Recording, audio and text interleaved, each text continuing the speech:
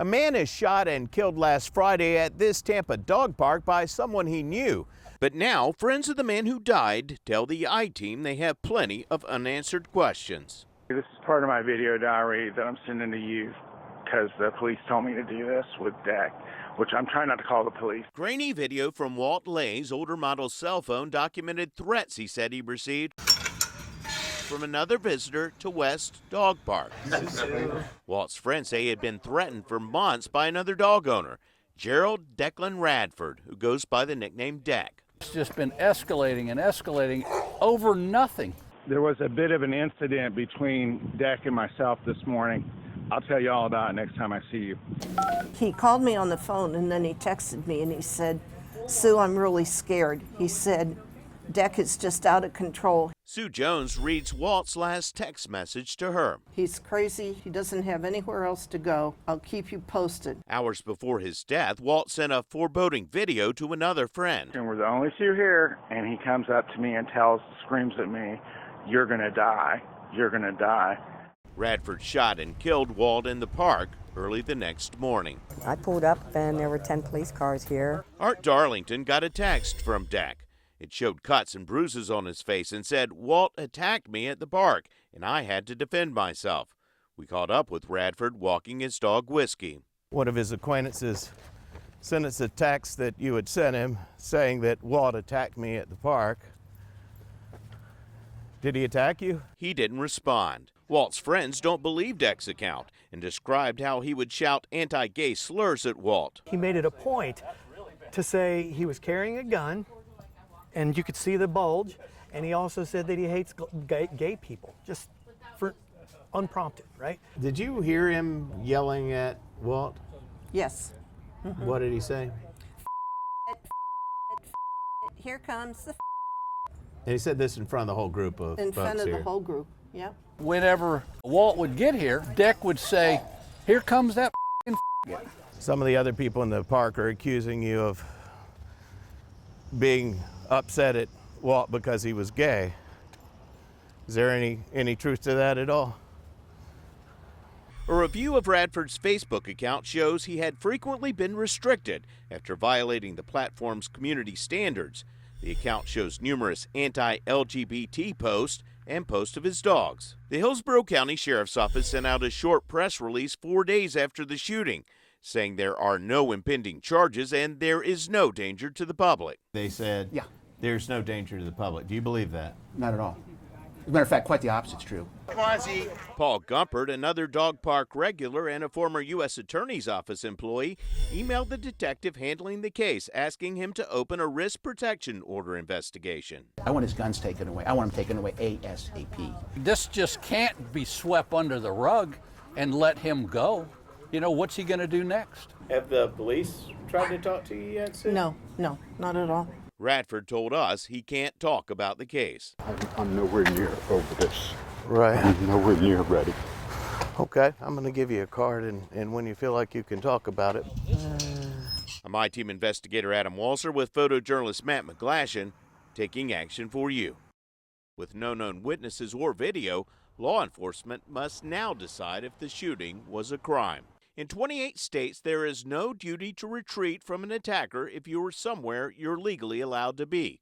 10 states refer to the law as Stand Your Ground, including Florida, where it was first adopted in 2005. Former Hillsborough County State Attorney Andrew Warren wouldn't talk about the dog park case, but said without other witnesses or video, it's difficult to refute self-defense claims. In these types of self-defense, stand your ground cases, the legal question, the decision whether to charge, can be really complicated even if you know all the facts. As State Attorney, Warren posted deadly force case reviews on his office's website.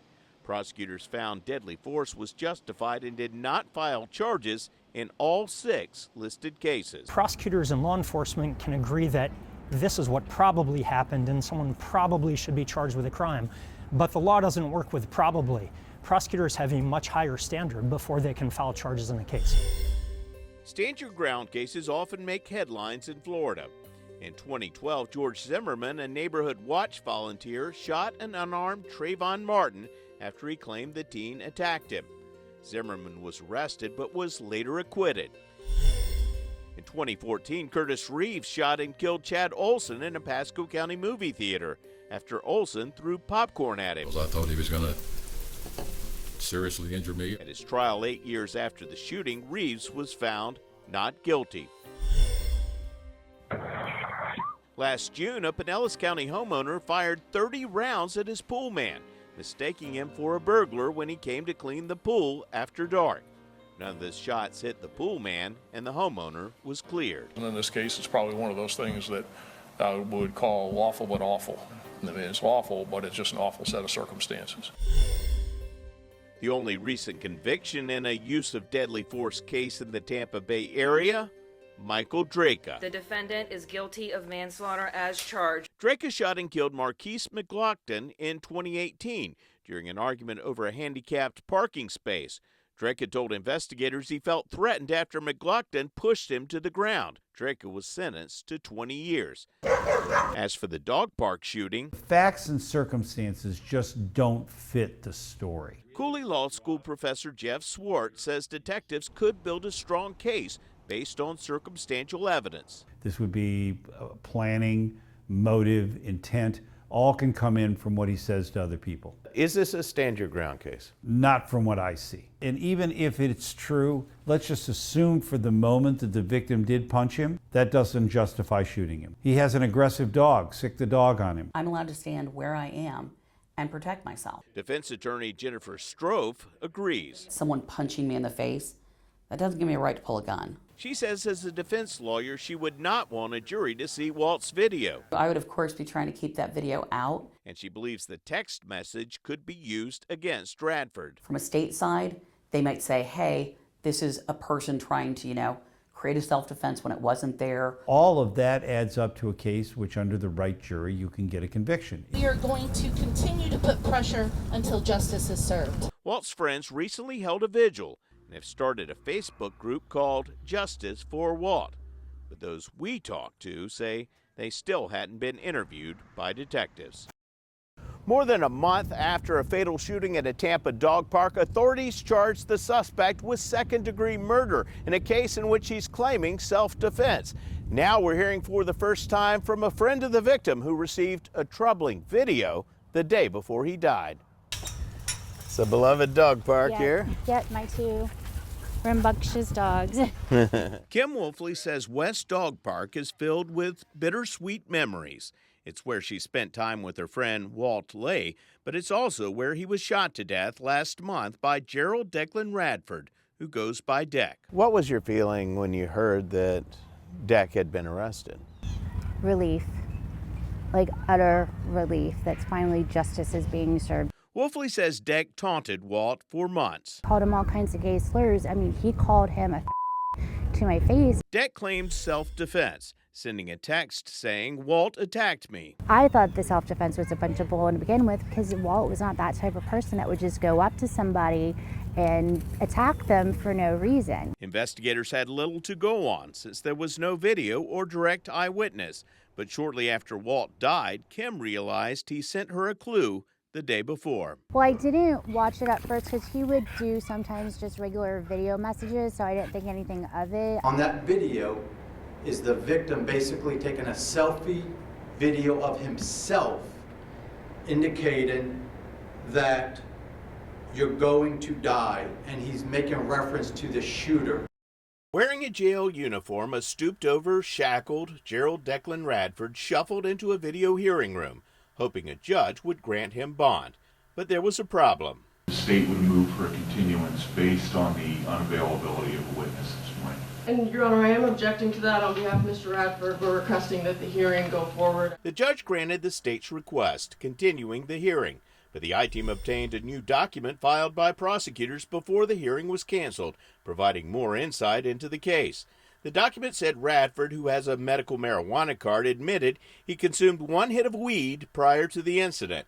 He also referred to an encounter with the I-Team days after the shooting, telling detectives, quote, he was recently approached by news media who informed him that someone at the dog park stated that the defendant hated the victim because the victim was gay.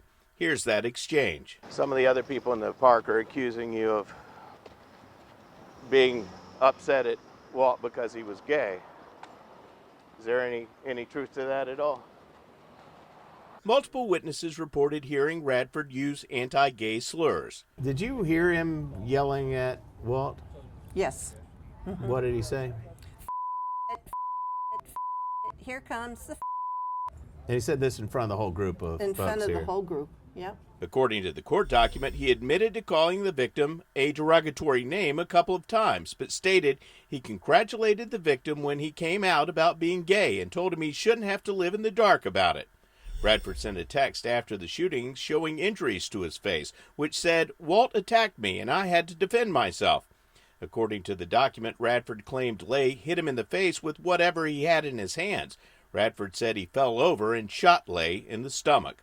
Lay's sister, Sabrina Hughes, who lives in North Carolina, says she never believed Radford's account.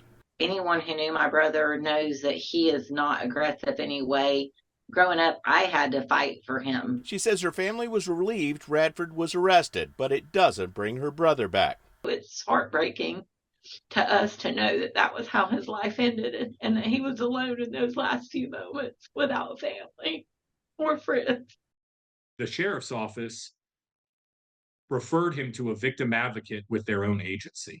They say detectives conducted most of their investigation in the first few days after the shooting, but the arrest came weeks later. They believe as a result of public pressure, not new facts. Incredible pressure was put on the state attorney's office and the sheriff's office in the form of online petitions that were sent by Mr. Lay's friends and relatives and, people involved in his life. One key piece of evidence leading to Deck's arrest, a video Walt sent a friend the day before he died, saying Deck threatened him that morning. We're the only two here, and he comes up to me and screams at me, "You're gonna die. You're gonna die." Multiple character witnesses after this event reached out to me, and initially it was provided by a character witness. They confronted him with the video of Mr. Lay. He told the detectives that what Mr. Lay is saying in that video is out of context. Attorney Matthew Futch says Deck was the one threatened by Walt.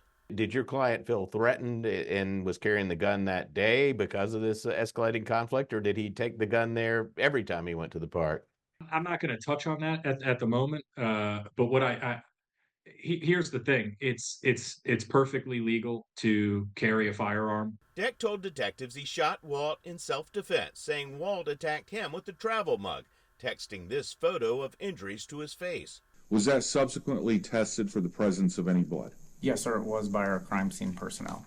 Was there any positive chemical indications for the presence of blood on that cup? No, sir.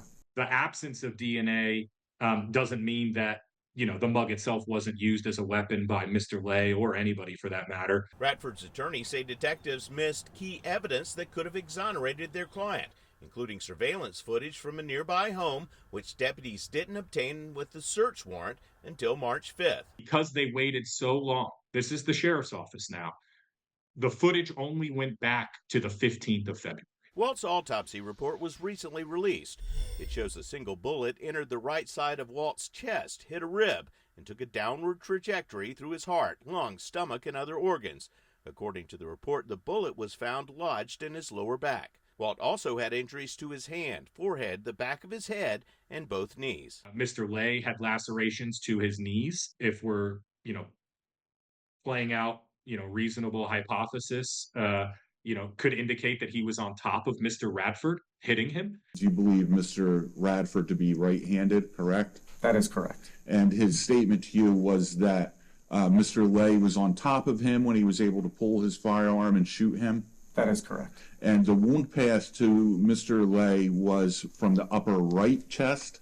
That is correct, upper right. We are certainly going to explore hiring experts and things like that in terms of countering or looking into the trajectories. But in any scuffle, how people are oriented is a constantly changing thing. Deck's attorneys say they are looking forward to presenting their client's side in court. There'll be a stand your ground hearing, and then, depending on where we find ourselves, a trial. Declan has stayed consistent, and has been telling the truth. I'm My-Team investigator Adam Walser with photojournalist Matt McGlashan taking action for you. My-Team investigator Adam Walser. A stand your ground hearing in the Tampa dog park shooting case lasted more than 7 hours as more than half a dozen witnesses took the stand for both the prosecution and defense, including the defendant, Gerald Declan Radford himself, who tried to convince the judge that he shot and killed Walt Lay in self-defense.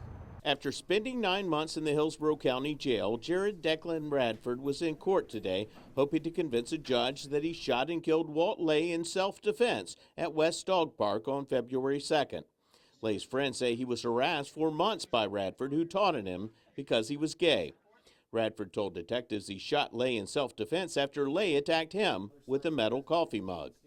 The medical examiner who conducted Lay's autopsy testified about the angle and trajectory of the bullet, which prosecutors say didn't match up with Radford's story. So the gun would be in this, something like this, so you have to be holding it in some manner so that you could reach the trigger, and that would have to be at this angle. Radford's attorney argued his client's account of what happened was not inconsistent with the evidence, saying there was a struggle. To be clear, there are plenty of situations where these bodies are contorting.